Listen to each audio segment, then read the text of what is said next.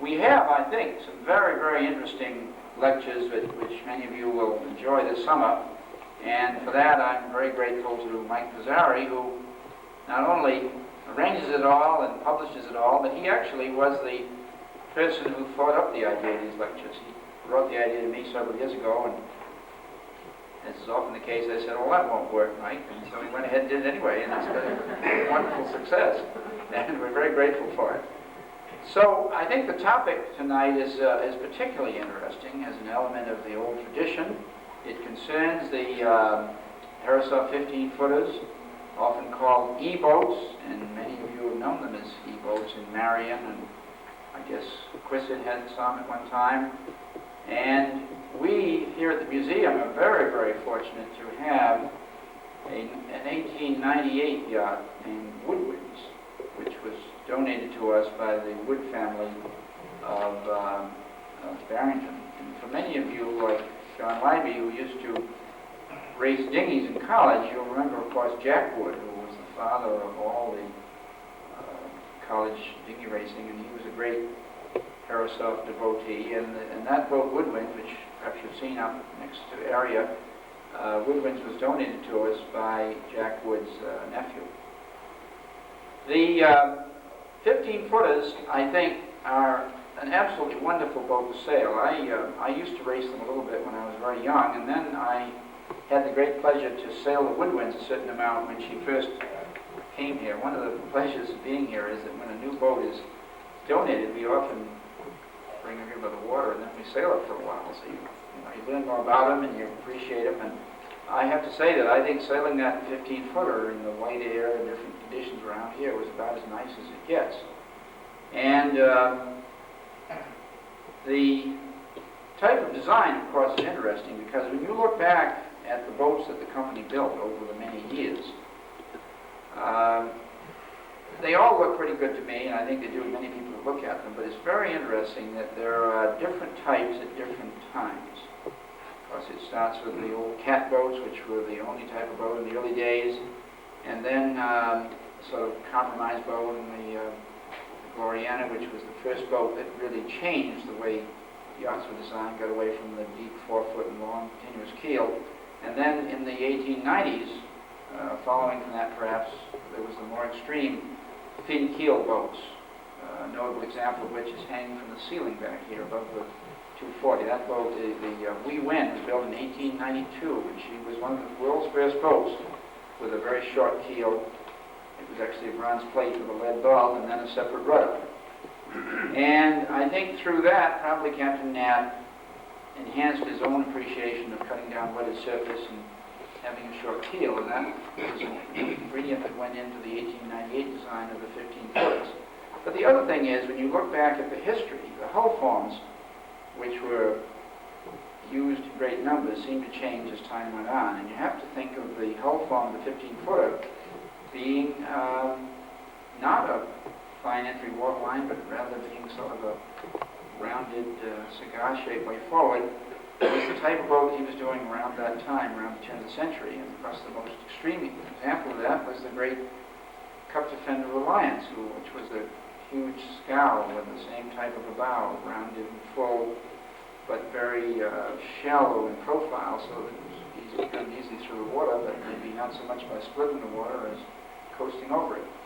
And then later on, he went to the type which is so familiar to us, the Illyrian and the 12.5-footers, 1914, which were rather different with a sharp lead bow.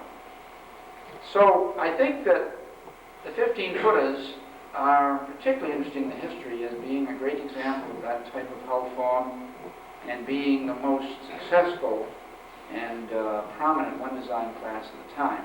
Construction was extremely light, and I only wish we could ask my grandfather if he thought those boats would be sailing 90 years later, and I don't suppose he would have expected that. I don't think he expected in the New York 30s. We're sailing, not a New York 30, but the yacht Bambino, which this year is 90 years old, and I don't imagine he expected that those lightly built boats would sail that long. But the construction of the 15-footers is marvelous, and we're going to ask a couple of the panelists, Andy and Ben, to speak to that. Very small frames, late cedar planking, and economical use of weight in every respect. I mean, there aren't any massive knees, and fastenings is sufficient, but nothing extra. A very, very light deck. You wouldn't want to jump on the deck and go through it. And so the qualities come a lot from the construction and the lightness of it. We've got a great panel here, and I've just been discussing this with Rich here about how to sequence it, because the panel covers many, many aspects of the class of yachts, all the way from the beginning, and they're really racing on up to the glass boats, and also I hope there'll be a few sea stories about how it is to sail these boats. But let me just, first of all, introduce the panel, and then we'll sequence through them, and then we hope that at this time we have a little bit of back and forth, and also have your input and questions about these great boats. On the far end here, we have the great team of Ben Philbrick and Andy Giblin, who are probably the most devoted restorers of Herreshoff yachts you'd find anywhere. They've rebuilt many, many boats and done a beautiful job, and one that we're very proud of is the area that was just restored last year, and thanks to Paul is here in the museum in the other room. You must look at it. And then we've got Hubert Phelps here, who we're going to hear from about the origins of the wooden fleet, and I hope you're going to tell us how they went to Watch Hill in 1923 the first time. And then we've got right here John Hall, who's going to speak to us about his reflection of the early present day 25 and things about the glass 15s. And then Rich Holliday is going to sum up at the end about the glass fleet and other things to do with the class. And David Winans, right here next to him, who is going to speak to us about his understanding of the original glass syndicate, his membership in that, and how it all got going. And I guess you're going to tell us about a quite an interesting voyage from Marblehead on down. I hope you will. And Bruce Avery on the end, who I think many of you know, he's been a participant in some of our other events here. So what I'd like to do, since we have a lot of panelists, is get right into it. And I think to sort of take things in sequence, we'd like to call on Hubbard Phelps right here and ask you to discuss any part of this that you feel is interesting to us. Thank you very much. It's a pleasure to be here. I've lived and raised Herreshoff since I was a kid. When the Watch Hill Yacht Club group wanted to get a new class of boats, they had the Sawanica dories prior to the wooden Herreshoffs. And the only stipulation was they wanted them different than the E-boats. I can't give you the exact dimensions. Also, they had to be pony rig. I'm going to date myself, but I was 8 years old, standing on the dock at the Watch Hill Yacht Club. But 11 of these boats were towed in with a very small launch all the way down from Bristol. They were all the same: varnished mast and boom, buff deck, green bottom, and white top sides. Each one of them had a number tagged on each mast. The owners were on the dock. They passed the hat. They drew out their number, and the guy said, "That's your boat, that's your boat, that's your boat." And that's how the fleet arrived. And another thing that what happened is, when these boats got to Watch Hill, us juniors, when I mean juniors, we had to work our rear ends off to be invited just to crew on those Herreshoffs by the seniors. It made us all work harder to be better sailors. And it's been a lot of fun growing up with this fleet. And thank you for my time. Very nice.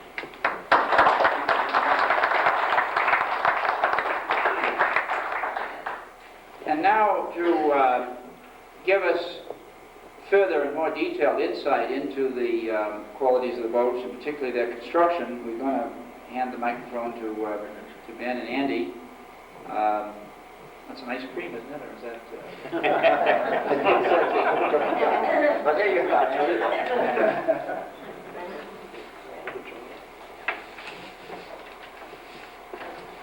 Well, I'm not going to bore you too much. I'm trying to give you some technical information here, so it'll be short. It's important to remember that the Watch Hill 15, as we know it, as always mentioned, was really designed in 1898. It's really just a variation of that design.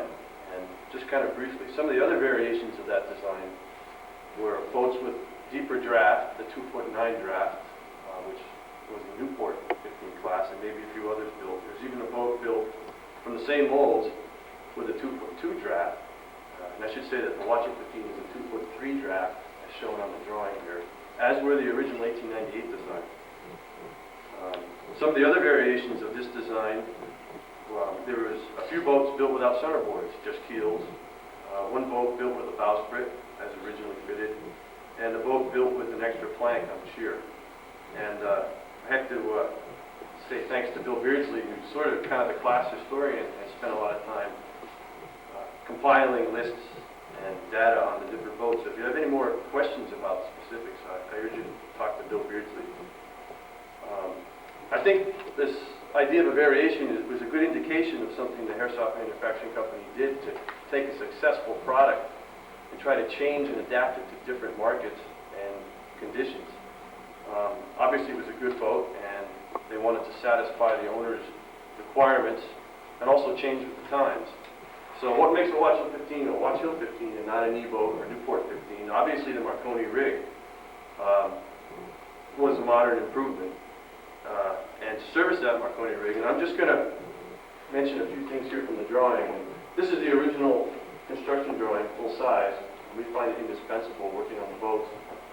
Everything that has a number 880, which was the first boat of the class, is notated. All the different pieces of the Watch Hill class are notated by the 880 number all around the drawing. So the drawing was just simply updated in 1923. Some of the things that are different are an additional chain plate to service the whole set of lowers. The gaff rig only had one set of shrouds. The runners and blocks and cleats were moved aft, probably to gain a little better angle for the taller rig. There was an addition of a jib traveler, and the gaff rig boats apparently didn't have a jib traveler, but just some fairleads for the jib sheet. The main sheet traveler was made a little smaller, so I assume it was probably sheeted inboard a little more. Let's see. There was a small jam cleat added to the centerboard cap, and obviously the halyard cleats were put inside the apex of the Watch Hill 15. Watch Hill 15 has the pointed combings, which is one of the biggest differences, as opposed to the round combing, which the boat out here, the 15 out in the all boats has. And I think probably one of the most important changes, but the most subtle, is, as Mr. Phelps has mentioned, that the shear is different. And for whatever reason, I was hoping tonight someone might shed a reason for that, is why the Watch Hill class has a little different shear. And the shear really is the same, it starts here the same in the stem, but it actually increases. That is, the freeboard increases as it goes aft, so probably about an inch higher in the transom, which yields actually a transom, if you take it on the angle, is about 1.25 inches deeper than the E-boats. And it has the effect of flattening out the shear a little bit. I wanted to ask anyone here. I think it's for a little more stability and to keep the boats drier. I think that's why they changed the combing. You think that's it? I'll take that. Those Watch Hill gentlemen didn't want to Get wet. But it doesn't get very rough in Little Narragansett Bay, though. Yeah, as Ben points out, and if you've ever had to torture through bending some combings, and I know John can relate to this, you know how hard it is to bend these pointed combings. So you can imagine what it was like to bend the hard bend round combings as well. So there may have been made it a little cheaper to build. Yeah, possibly a little cheaper to build. What's that? Well, originally, On the E-boats, that's right, I should say that. And the E-boats supposedly, well, they are originally oak, and the transoms of the E-boats were butternut, whereas the 15s, the Watch Hill boats, came through with all mahogany trim and tow rails.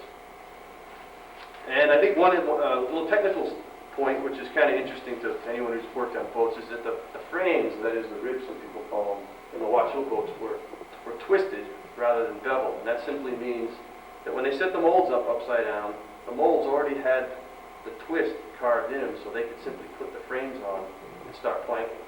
Whereas if the molds are square to the center line and not beveled, they have to actually shape each frame before they lay the plank so that the plank lays fair. And I think that was simply something to speed up production. And we noticed that on much of the smaller boats built at high production numbers had that characteristic. I think that's really all I want to say, except the one reason I really came up here tonight was I finally got a chance to show off this piece of wood. And I'm glad this whole thing came along because I never got to show this off. This is a piece of wood from the Watch Hill 15 Pixie, which I owned about 1982, and started working on it like it always goes. And I knew the deck beams needed help, so I opened up the watertight bulkhead up forward. And I think I was the first person, I know I was, to open that watertight bulkhead since the boat was built. It had the original canvas and the white lead paste and all that stuff. And I noticed some handwriting up on the deck, and I kind of figured out what it was. And then a year or two later, I sold the boat to Chuck Miller, who now keeps the boat in Watch Hill. And he let us rebuild the boat, so we kind of had our cake and ate it too. And when we replaced the deck, I took this plank out. This is the center plank that would run right in the middle of the deck up forward. It's called the king plank. And it says, and I'll try to read it, it's got a name. It says, I believe, J.L. Simmons, and it says January 4th, 1923, weather cloudy, wind northeast.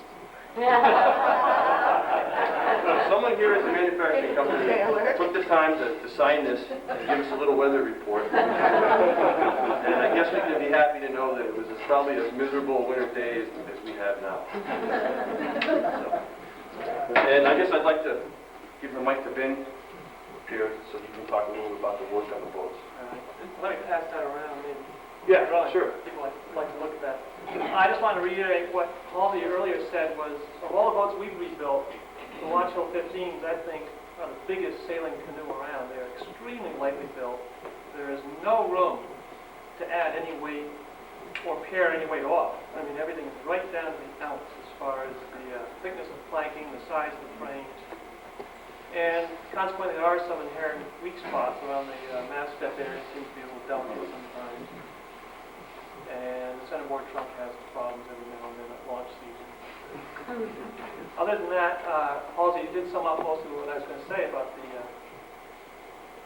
lightness to strength ratio is about as close as you can pare it down to a wooden boat, I think, is the Watch Hill 15 class.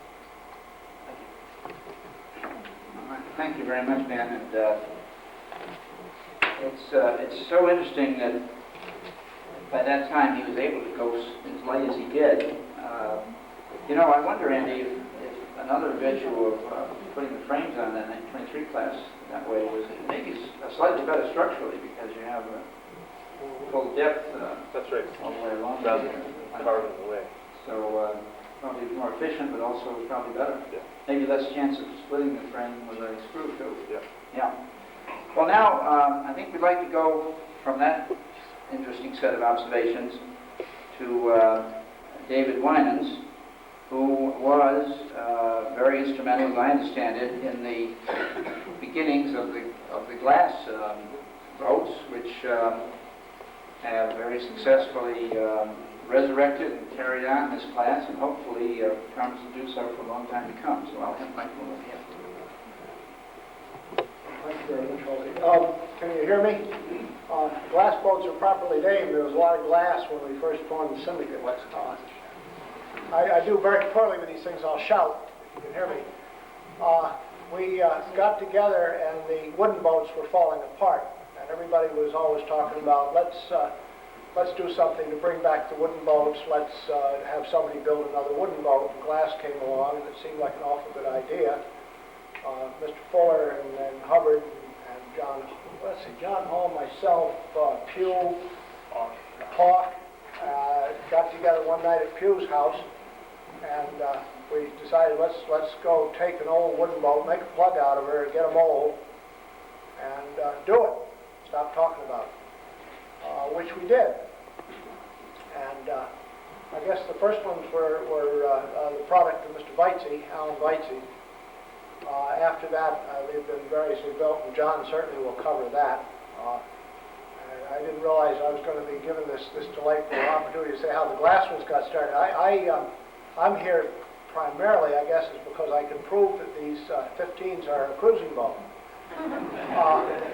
I had a very checkered career. Right after the war, they let anybody sail in the Watch Hill 15s.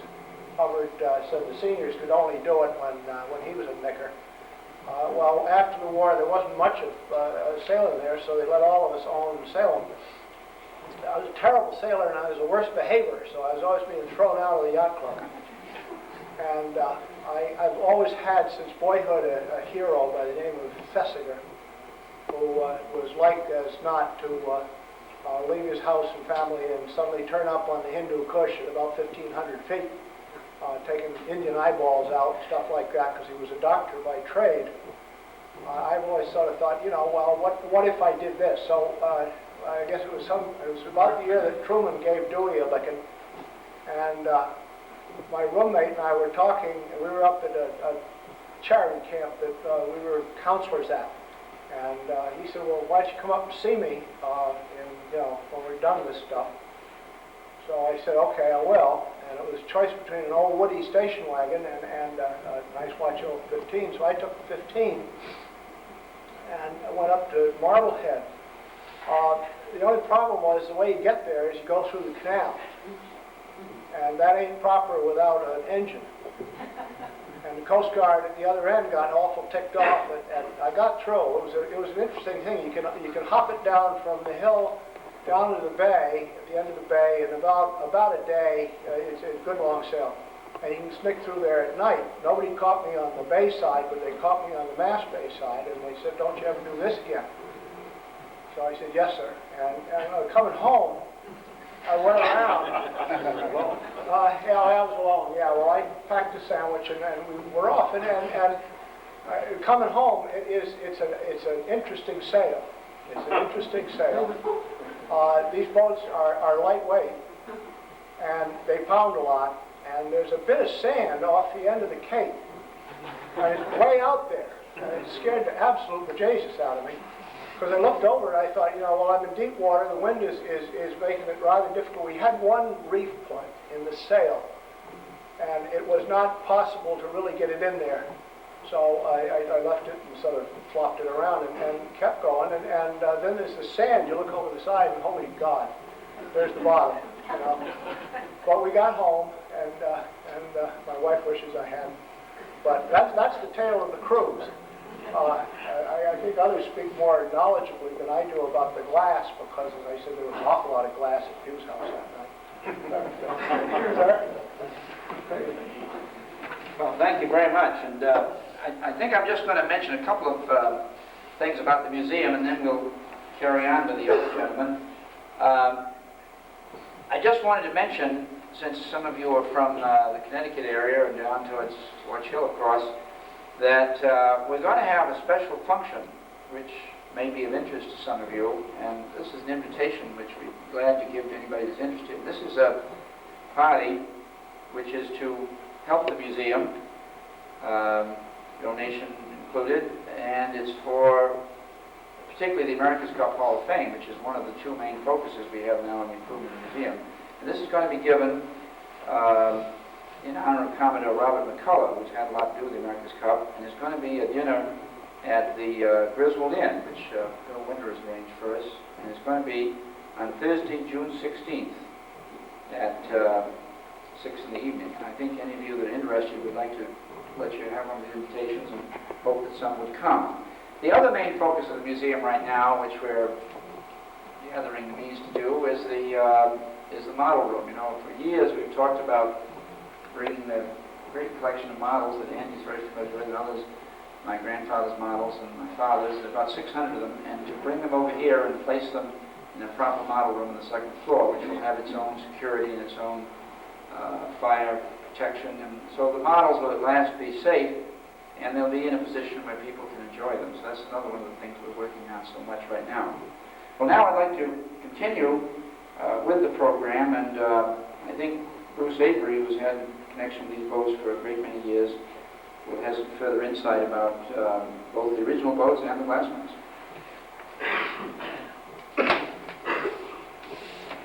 Well, I think what's been interesting to me about the boats, especially the wooden boats, is the kind of enthusiasm that's been apparent in the fleet. You read through the old race records and the history of the boats and the newspaper articles a little bit. It's obvious through the race records how much people in Watch Hill cared about the boats. Through the hurricanes. Hurricane of '54, there was, I think, 5 boats ashore. Pixie was one. Pixie ended up in the power lines across Bay Street. I found that out last night. But I thought that might have something to do with that plank there. But a lot of the people were more interested in taking care of the boats than they were the houses after the hurricane. I think it was Firefly was up in the swamp up there at Oscar Point. But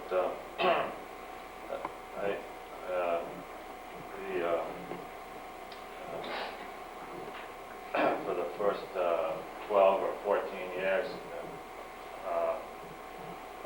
almost all the boats sailed at every race, and then in the middle 30s, it got down about 6 or 7 boats, and the newspaper articles mentioned that primarily because people cared about the boats so much that they didn't want to sell them, so they were hanging on to them, keeping them in the barns. For about 2 or 3 years, only 6 or 7 boats sailed.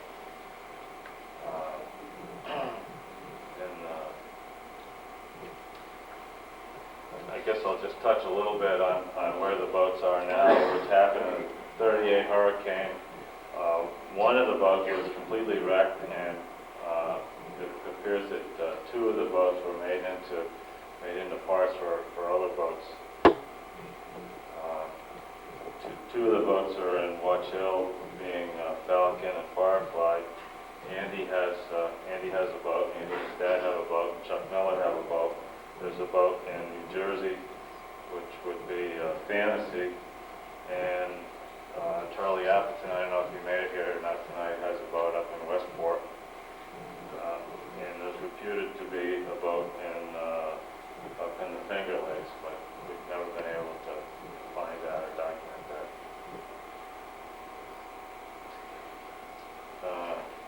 I think that's all.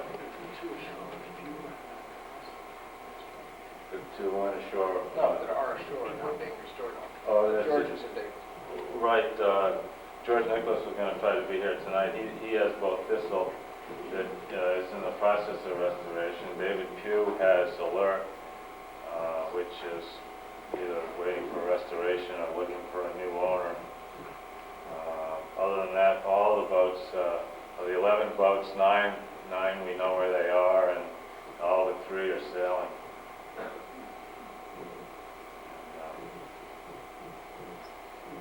That about covers it. By the way, I just thought I'd mention one other thing. Andy spoke about the change in these boats from the Watch Hill boats as compared to the original E-boats. And you know, that year, 1923, was just when the Marconi rigs were coming in. Actually, I think the first notable Herreshoff boat with Marconi rig was the S-Class, which, of course, was designed in the very end of 1919 and came out in 1920. And the fact that the S-Class had that curved mast was probably Captain Nat's idea of supporting the sail somewhat as a highly peaked gaff rig had done, and that's why I think he put the bend in. And so 1923 was very early years for the Marconi rig, and so this was one of the first, maybe the first one-design class the company built which had the Marconi rig. Well, now I want to continue particularly with the more modern sailing of the newest boats, and we're fortunate also to have with us John Hall, who was a very distinguished Herreshoff boat owner, having owned the wonderful Buzzards Bay 25 bagatelle. Thank you. On to glass.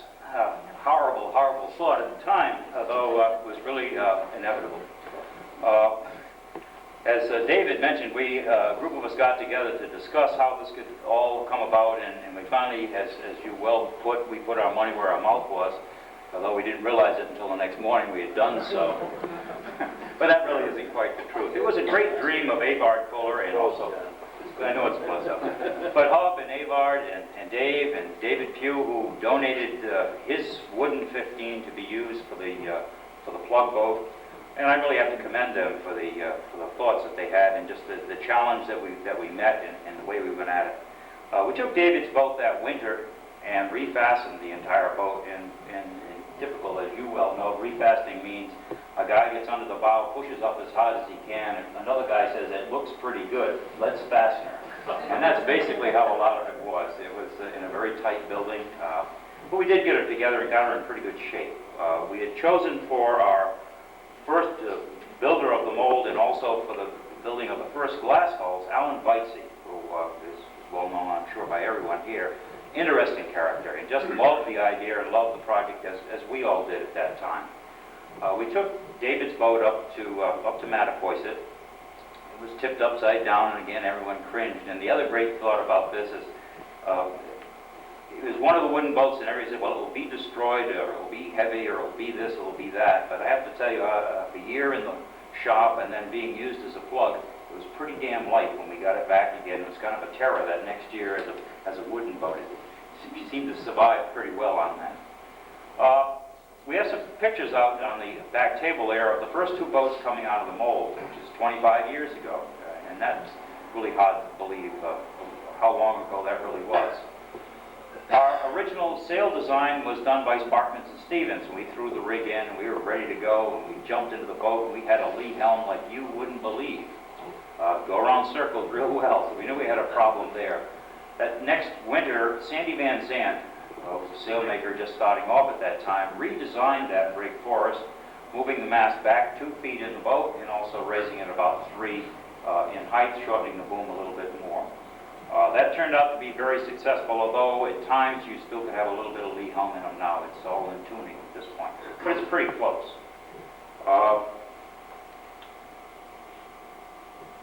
As a builder, it is, I sort of love the way they did that, just put a number on the boat. I'd love to be able to do that today. It isn't quite how it works now. But that seems like a great idea. You picked number that one over there somehow. But we're always fighting, again, with the weight thing with people. And as we started to build these boats, Alan Weitze, who weighed the first wooden one, looked at us and said, we've got a challenge, because we know that glass is about 4 times heavier than wood. We've got a problem here. This thing is half boat, half model, and just how are we going to end up being at the right weights? We came as close as we could. The other thought at that point in time, again, it was something that Alan Weitze had said to Avard, who, as many of you may know, is kind of a real character. Do you want it light or do you want it strong? And Avard pounded the table and said, strong is what I want, and strong they are. They're a little bit on the heavy side. They go up the stern a little bit, but we've tried to correct that over the years. It's getting a little bit better. The laminates initially were all matte above the waterline and woven roving below 1 layer, 18 ounce. Later, about 3 or 4 or 5 boats into it, we changed the layup schedule slightly with a little more roving to the top. We knew that we had sort of a shearing situation on the up on the upper hull, that we felt we needed some longitudinal strength a little bit more than what we initially had done. So we had fooled with some of the layups, although we have to say after a good number of years we decided to weigh the boats as a racing class, and it's amazing how, although there are a few way off the spectrum, either high or low, but the majority of the boats are within 150 pounds of each other. And that's not really ever paying attention to what you put in for material, but just good, honest layups. And we felt that was pretty decent without really looking at working, at least on that subject. How strong are they? They're strong enough to go through a saber, I can tell you that. We had that accomplished last year. These long overhang bows are great. Next to the sunfish, I think, were the next most deadliest thing in Marshall Harbor. The rig has worked out well. The interest has really been up. There's certainly a part of my life. I'm actually, just to step aside slightly, but I'm celebrating my birthday today. Which is, not to get that, but it's 54 years of poking around. I realize that 25 years of that has been building these boats or being involved with it. Another 4 or 5 or 6 years, and I can't even begin to think when we worked on the wooden ones. We have also, in our yard, have restored 2 or 3 of the old wooden ones. It is certainly a boat that we had had for a great number of years at the yard. Is tradition still going on? Yes. I think it's what's really great, and I'd like to introduce 3 people. In the back is Stuart McCormick. Stuart, I want you to stand up. Stuart has done all the woodwork on our boats from day one. And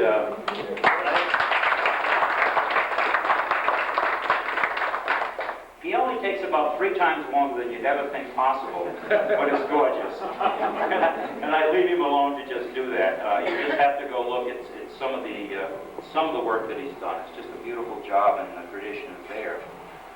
Lloyd Peckham is another person in our yard who does a lot of the glass work. But Lloyd has stayed on top of what the new layup should be, some of the new materials, some of the things we should be going with. Lloyd, please stand up. Lloyd has done a fine job. Boats for us, changing some hardware, although we have, many of the owners all have a different idea of what should be, where it should be, and how it should be. The last person I'd like to introduce is a guy who, a year or so ago, didn't have a clue why I told him to write his name on the boat. That's Jeremy Fortune. Now, Jeremy has just been working for us for 3 or 4 years. Jeremy, please stand up. Jeremy has laid up the last 4 boats, 5 boats. With the help of another young boy that we have there, with some assistance from myself and from Lloyd. So the tradition is there. We've got, 21, 22? 22 years old. He's starting off. He's on his 4th or 5th boat right now. That's a great job that he's doing also in the layup work. Some of the great tales to tell. I think one time we were racing at Dickville. It was a race we were in New London. We were being towed back, and we were very tired and groggy, and it was Bob Green and myself and Dick, and we were taking turns trying to steer as Avod towed us home, and Dick steered for a while, and then I steered for a while, and finally it was Bob's turn, and he got up, tied the tiller, and went back to sleep. He said, "You damn fools. You'll just follow nicely behind that boat." That was sort of our foolish tale. It wasn't great to go and talk without touching the helmet. Yeah, they will balance, the new boats will balance also. It's been a great thrill and a great part of my life to be involved with the construction and building of these boats. We have some photographs in the back, as I said. It shows in the little shop where we've done the work. The first were done by Alan Weitz up until boat number 10, which we molded ourselves. At one time, there was 3 boats that were needed in the middle of the summer. We were extremely busy, and another fiberglass person, Nick Shaheen, in our area, did the layup work for us. We have done the deck work and the woodwork on all of the boats as they were originally built. I think several have been restored in other places. As the fleet grows larger, that you have to spread the wealth of where they all can get fixed. We all can't do all of them all the time, and they've been just kept as a beautiful, beautiful thing. Last year we gave, for the very first year, what we called the Builder's Cup, and Dick's boat actually was a proud winner of that, and that was the number 2 boat. It looked gorgeous. This is, again, a boat 24 years old that just is as perfect as the day it was delivered. So it's been a great thrill to be a part of it, and we're going to continue on for many more years. Thank you.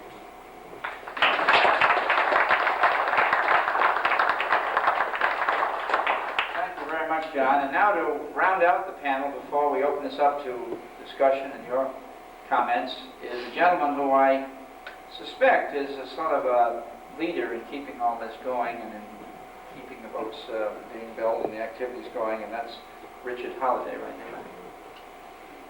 Thank you. I think if you all can hear me, I think I'll speak without this as well. Thank you. Just one thing before I talk about the glass boats. I think, and I guess this isn't unusual for the Herreshoff Manufacturing Company, but I believe, Bruce, that these 11 boats that Hubbard described were ordered the first were ordered in August and early September of 22. And we have a picture in, you probably have it on the wall here somewhere, of Josephine, the first boat, 880, sailing in December of 22. And then, of course, the plank that was inscribed January 4th, and the boats were all delivered by whatever, in the spring of 23. June of 23. So in addition to whatever else the company did that winter, they built 11 of these boats, and from the order till the trial sail was approximately 3 months, which is maybe why they didn't have time to completely redraw the drawings, I suspect. Yeah, there are some half models too that have been brought in and are around on the table back there, I think. I guess I'm not the guy that keeps it together, but I am the guy that's owned one of these hatch boats for the longest time, and maybe that's why I'm standing here today. I'll try to speak just a little bit about the fleet development. As you've heard John Hall say, that the fleet will be 25 years old, the glass fleet, of course, I mean, will be 25 years old this August when we launch the 2 prototypes. Hubbard's number 1, which was Glass Slipper, and Avard Fuller's number 2, which was Hussey. And it's kind of interesting and really a coincidence that virtually on the anniversary of the 25th year, or when year 25 turns, we will launch boat 25. John is building number 24 and 25 this past winter, and they'll be launched this early summer. So we have 25 boats. They've had 38 names, including the last 2 who aren't named, which aren't named, I believe. 2 have been renamed back to former names. There have been 46 owners of these 25 boats. Interestingly, one man who's been mentioned a couple of times, Avard Fuller, has owned 6 of these boats. Really, you can't have a program like this without referring to Avard. I would call him the patron of our class. He was in that original syndicate, along with Hubbard and David and John's mother, John Hawk and David Pugh. He was in the syndicate. He was determined to see this fleet succeed, and his way of doing that was to build one which he rarely sailed, and let us race it the first year. John raced it the second year. This fellow Bob Green raced it, and he built number 3. And the third year I raced it and bought it that year. As soon as he sold the boat to me, he built number 6. Then as soon as that was sold, he built number 9, and then number 10, which is now Bruce's boat. Nine's owner, at least the husband of Nine's owner, is sitting in the audience, and Paul Klotz. And as soon as that was sold, he built 11, and then finally he built 15. Number 15 each. That was his way of sustaining the fleet. He would build them and pass them on. One of the times he sold one of the boats, he never got paid for it. Avard left us a couple of years ago. At any rate, those are some of the statistics on the fleet. 3 of the boats escaped Watch Hill, and 2 have been recovered. Boat 6 is of known location up in Boston, just to the north of Logan Airport. One was built for a fellow down in Connecticut, and that's been recovered. So of the 25 boats, 24 are back, and I think all 24 will be in the water this summer. The fleet started, it built up slowly. In 69 there were 2, in 71 there were 5 boats, by 72, 7, and so forth. By 78 there were 11 boats. Now it will be 25. There was a period in the 79 to 81 time frame when interest waned, and I'll never forget our then race chairman for many years, Clarence Horton, was really worried about where the class was going to go.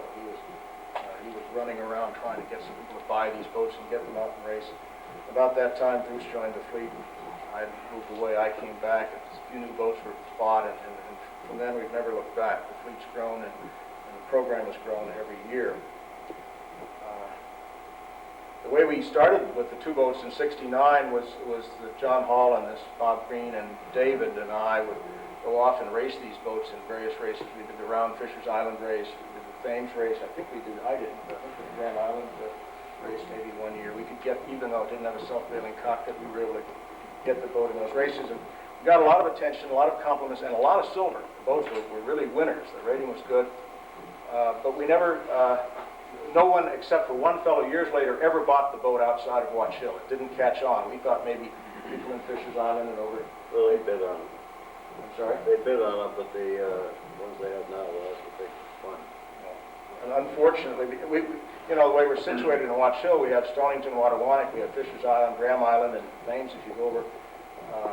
If we could have gotten these boats bought by more clubs, we could have done as the Ensign class has done, had a sort of a Fisher's Island Sound fleet, but that in fact hasn't developed, and now fortunately I guess we don't need it, 25 boats. We have developed a fleet organization.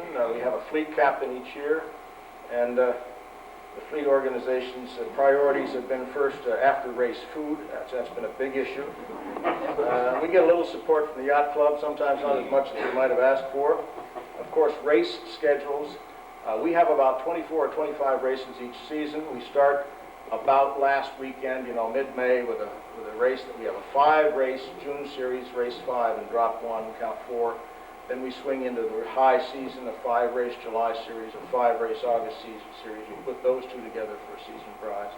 And then a 5-race September series that ends around about Columbus Day. We have 4 standalone races, the Memorial Day, we'll be racing this coming Monday, of course, July 4th, Labor Day, and Columbus Day.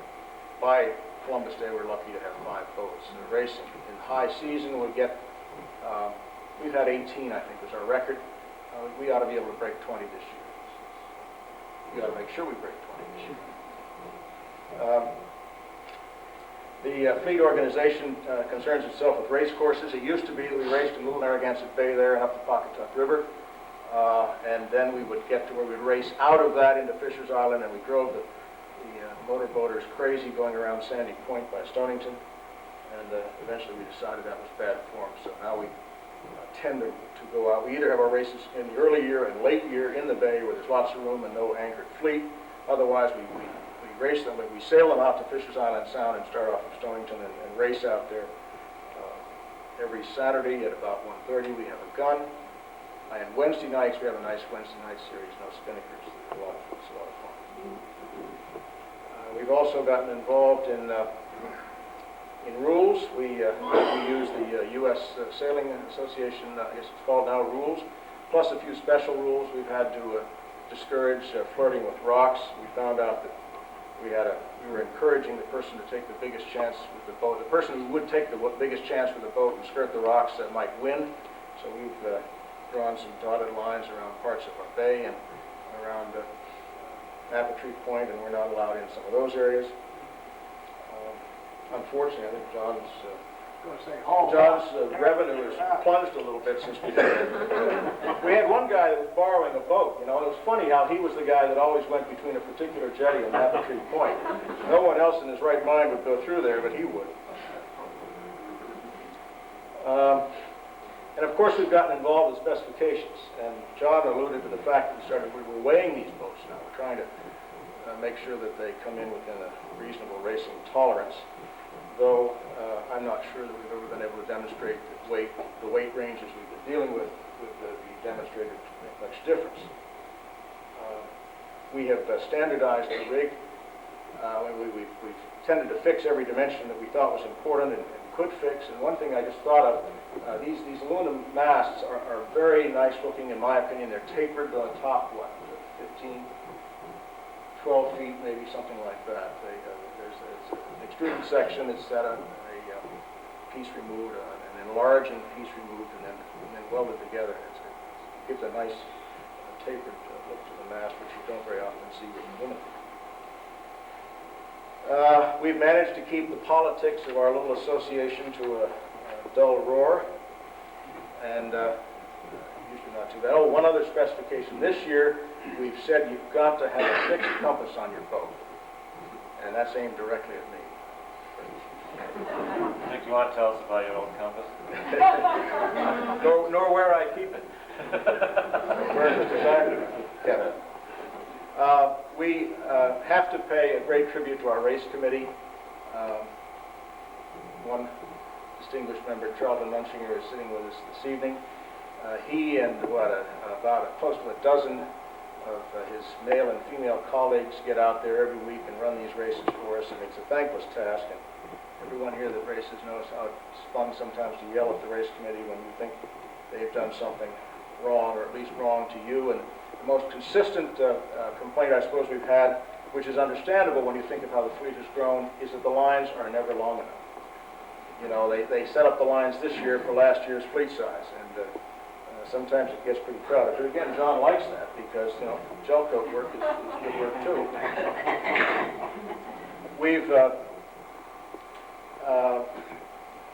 We always get, when we sail these boats around the Sound, a lot of compliments. People don't know what they are. That says WH-15 on the sail, but they are pretty.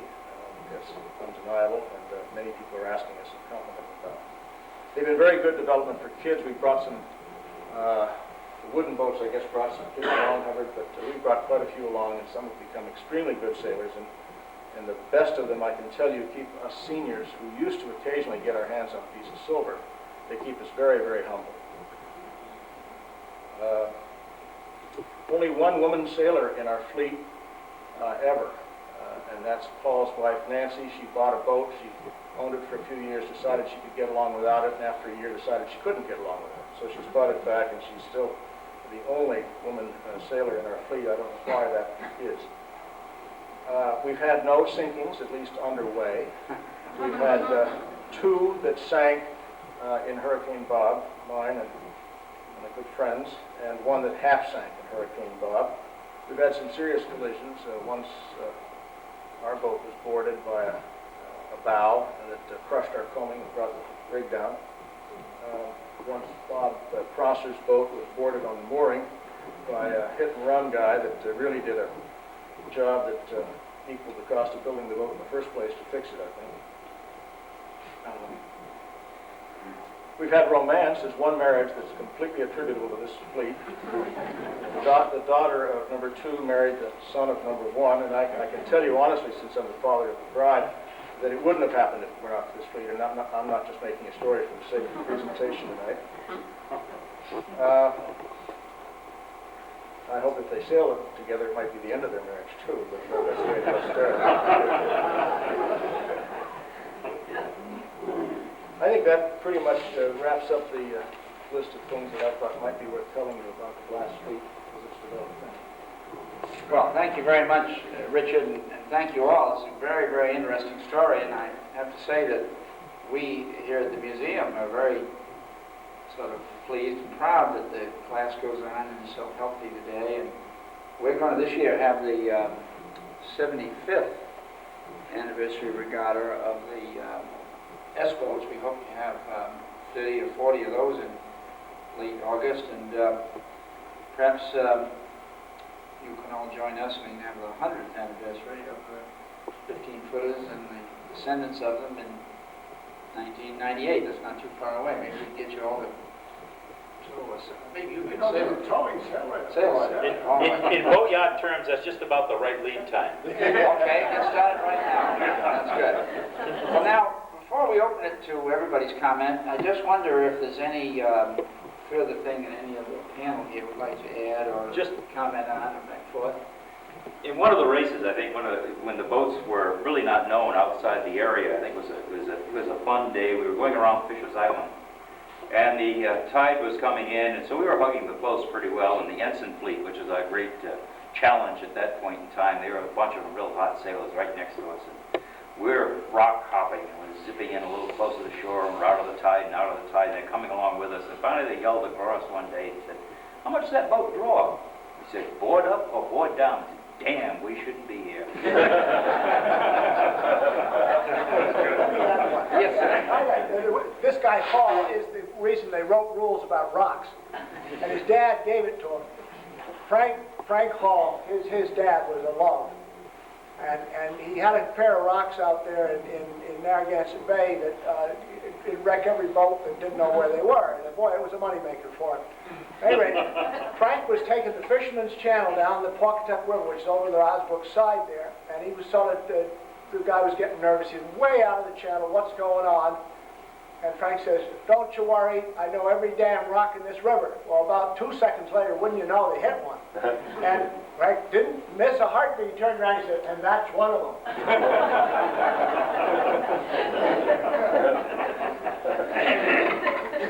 I got one thought. Okay. Andy can probably help me out with this a little bit, but one recollection that I have of the boats, that Andy and I sailing against each other in a wooden boat race. And the air dropped off and we were bucking the current. And as I recall, we were the only two boats that finished. We finished within maybe 10 or 12 feet of each other. And the only other two boats that were close to finishing were a 53-foot P-boat and a New York 30. I don't know if you remember that or not, Andy, but those guys got sucked down below the finish line about 50 feet from it. It never finished, as I recall. We were able to skate over the finish line, turn around, go down current. Yeah, the big boats hate us in Watch Hill. And so, Good. Well, are there any questions or comments from anybody that this distinguished panel could help to answer? Yes, Ray. Two technical questions. The first one is for the wooden Watch Hill 15s. They were built here, correct? That's right. Okay. Now, for the glass 15s, are they still considered Herreshoff 15s, or what's the technical term for the glass ones? Or just Watch Hill? Is that the thing? Well, they're called Watch Hill 15s, and they're, I think, quite faithful reproductions of what was the original shape, and I guess your sail plans are a little different. And So what's it the must have been a technical term challenge that to you keep the use? weights down as low as the weight of these wooden boats, and I suppose you're not quite as light, are you? No, we're heavier. You're heavy, yeah. I think, excuse me, I think you'll find the wooden ones we call Watch Hill 15s too. Oh, okay. But they're definitely made here. No, they were 11 made specifically for the Watch Hill Yacht Club, period. No more But than made here. made. They're made Yeah, here. okay. Yeah. Yes. Well, you've had ratings, I guess, haven't you, for some of the... Yeah, but I can't recall what it is. Changes. There was a waterline rating when it came out, I'm sure. Yes, I think that's right, and that's probably one of the reasons for the overhang, because the overall length is a very large length in comparison to the waterline length, and there undoubtedly was a part of the rule, because of course these boats predate the universal rule, which Captain Nat developed about 9 years later. So that undoubtedly was quite a factor. Yes. And you know, that's true of some of the other boats. The most notable example of that is the famous Sonder boats, which were a hot competitive class in Germany later on, and they were a waterline rule length boat. And they were 40 feet overall. Some of them were 20 feet in the waterline. And they had a sort of a flat shape like these boats, and the waterline was very short because the profile came down and just skidded the water, then went under the water and came up again and went back, so that they were able to get a lot of sailing length, but small measured length. And so clearly over the years, the variation in the types of boats that the company built were not only from changes in thinking, but very much were driven by the rating rules. Yes. Oh, I just wanted to say that I grew up more or less cruising on an E-boat. My father bought hull number 8. This is a gaff rig boat. Yeah. And you still have it, don't you? We still have her, yeah, Lazy Jack. And he bought her in the 50s, and we moved to Connecticut. So he didn't want to take her over the road. So you sailed her down? So we sailed her down. Sure. Every fall we'd sail her down. Every spring we'd sail her back. Coming home was more fun. And it took about 5 days. And he had a very primitive depth sounder with the centerboard. To sort of poke along. And all he had for navigational equipment was one of his 5 kids up on the bow with an oar as a depth sounder. And we had a wonderful time. Keep the shore to the right or the left. That's all you We have to kept the shore to the left going do. down. Yeah. Yeah, exactly. We had a good time, and they were great cruising boats. They're fine. They punch a bit, Yes. you know, but if the swell When the starts coming, you're fine. southwesterly comes up the sound and you're heading down to Connecticut, it's a little tough. It's interesting. Where do you keep your boat now, Phoebe? We keep her in Tewisset, Yeah. over on the Warren Swans and all that. And you come to our rendezvous usually? Mm-hmm. Yes. I was going to say there's a vast improvement that hasn't been mentioned as far as cruising, and the glass boats are much better because they don't have the frames to switch on. Yeah. Yeah, we would we would sleep on the seats. My brother would sleep up on the bow. Once we almost lost him. He rolled off. Dad caught him just as he went. But you're right, sleeping in those boats like the S-boats and the 15s, with your ribs against the boat's ribs is not very good. What you do is you put your feet on either side of the centerboard and have a sack out.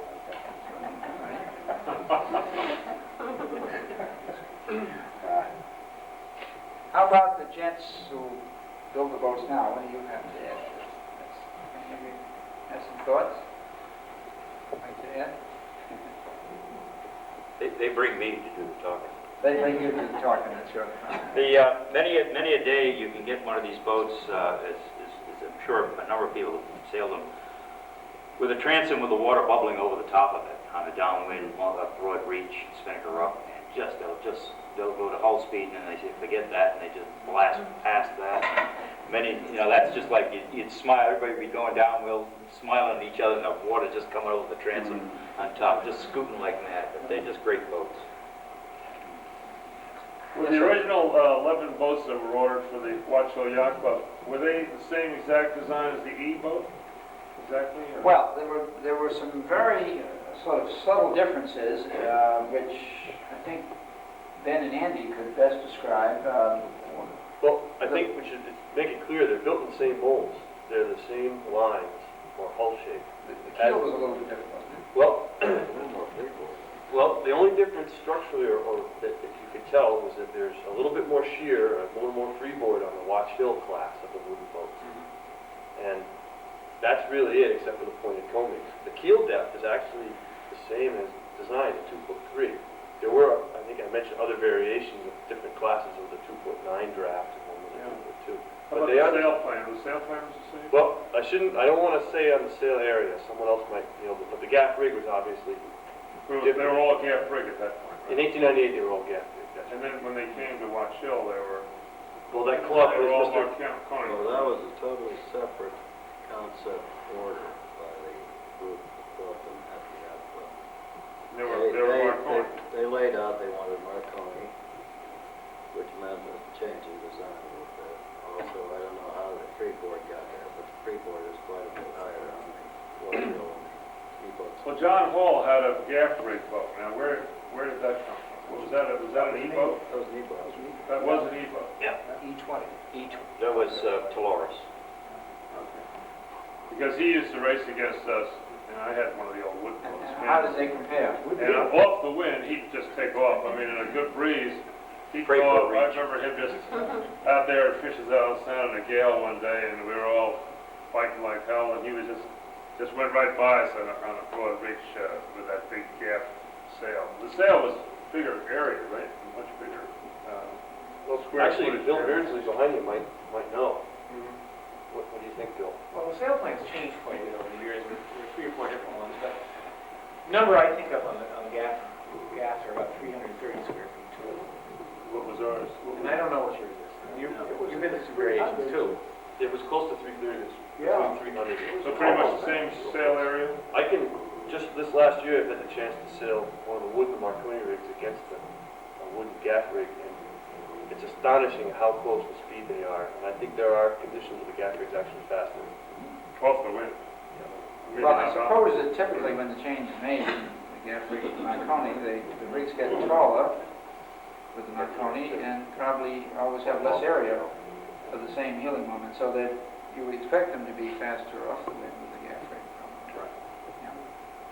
I've got something to say that's nothing to do with 15s, but last year we had the Wind Hill Regatta out here in 12s, and there were 7 boats. 2 of them were gaff and 5 of them were Marconi, and the 2 gaff were the 2 leaders for the first 2 to cross the finish line. It's up when your power boats get out there and then it slops and your stick is going, like this, and you can't keep the sail full. Well, we see somewhat the same thing in sailing the New York 30s. Some of us have had a lot of fun last few years sailing New York 30s, and they do very, very well. And in the classic yacht race, when you sail the New York 30 gaff rig, you're against a great many Marconi boats, and it's possible to beat most of them. This class, that was evident too. Very close. Very close. Yeah. remember when I was young, we used to race this boat. This is when I lived in Salem. The 12 and a half here were all Marconi rig, and then somebody moved to town and they had a gaff rig boat, and the question was whether we would allow them to race. Well, we weren't sure we wanted to, but we sort of said, well, we can try a couple of races, and they didn't come in very well, and we said, fine, we welcome you.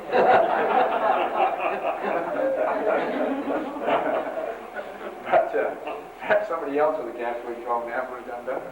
I think in all three of the small boat classes, the gaff rigs are highly competitive. Yeah. Well, it's nice that it is that. Yeah.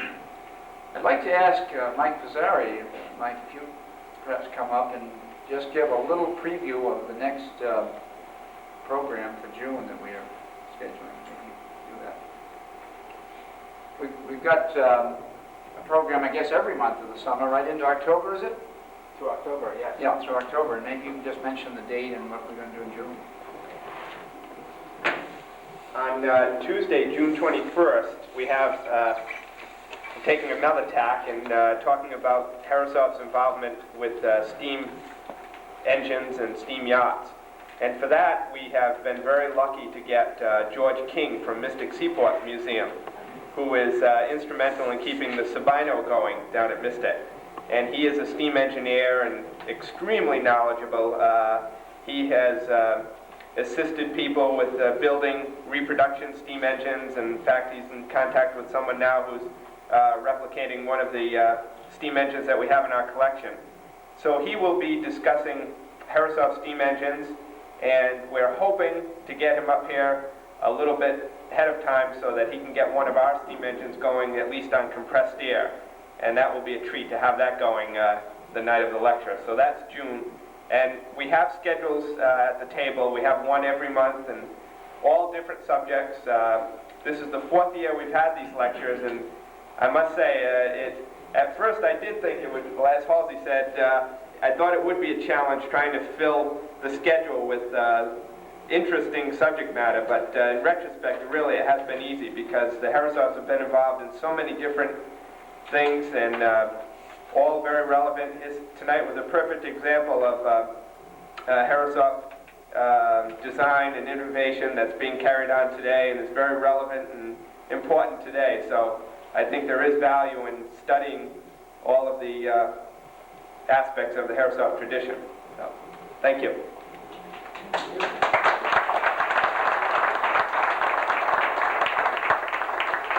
thank you very much, Mike, and I hope that many of you will join us for those other events. Ray? One more question. I grew up with sailing Eaglet E6, and I have yet to find out where its remains may be. And I haven't talked to Bill recently. You talked to me a couple of years ago about it, and I just wonder if anybody here has seen a carcass anywhere, or a hull, or a rotting hull. Yeah, we're all looking for E number 6, which was the Congdon's Eagle, and was actually owned by the same family for about 69. 70 years. Well, I guess over yeah, 71 years. And you know, if we'd been a little more active in the museum and so forth at that time, maybe we could have. I went into the Air here. Force then, and my father wasn't in a position to really take care of it because I wasn't around that much. My other brothers were on their own doing their thing, and Congdon's at that time, Mr. Gilbert Congdon died in '69, and that's why the boat then became available, and his brothers and other family members had their own boats. So. Well, she was turned over to a boat builder in Jamestown at one time, and I think he sold her, but I don't know where. But maybe I can help you trace her, Ray, because I, like you, would like to find out where she is. So she was one of the first 6, or I mean, one of the first boats built in 1898. Had the, well, let's see. As far as I know, she was always E6, and the name was always Eaglet, as far as I know. So if anyone sees any signs of it, let somebody here, I guess let Mike know. Yeah, let Mike know, and you can trace it or the others. 'Cause we're trying, among other things, to improve our tabulation of the boats and where they are. I know we're very pleased. We have this New York 50 here now, the Spartan, which is outside. We don't know quite what will happen to her, but at least she's been saved. And we're trying to help save one of each type and to make a list of where they all are. And so if you have any information information like that, we'd love to have it.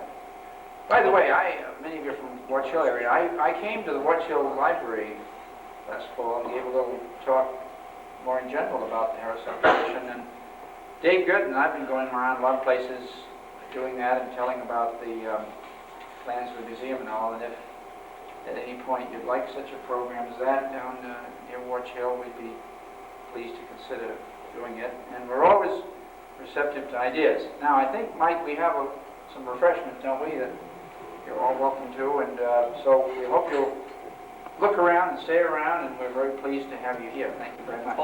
Maybe you should sail with the fleet this summer. Yeah. Well, yeah. You can use Bruce's boat. We've been trying to get you for 2 years, so how about the first Wednesday in Put him on the July? spot. First Wednesday, in July might be good, the 6th. Wednesday night, you can skip Pearl Silver. All right, I'd like to do that. We like it, we like it. Yeah, Mike should come. I might just mention, if you want to sketch down a little history of the wind boats, tell us where they are now, if anybody wants one tonight, we'd glad to copy some. We can Xerox them upstairs here. Yeah, if anybody would like a history of the wooden boats, we've got them here. Give me one. Thanks a lot. Thanks for your planning too. Not much. Do you have a copy of this? Well, Hey, Paul, how are you?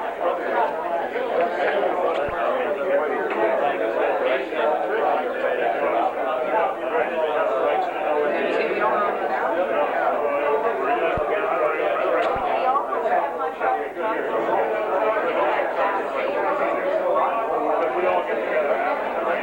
nobody's right now. Terrific. You did this. So I'd love to look at it with you when you get the thing back. Sure. Yeah, all right. Great.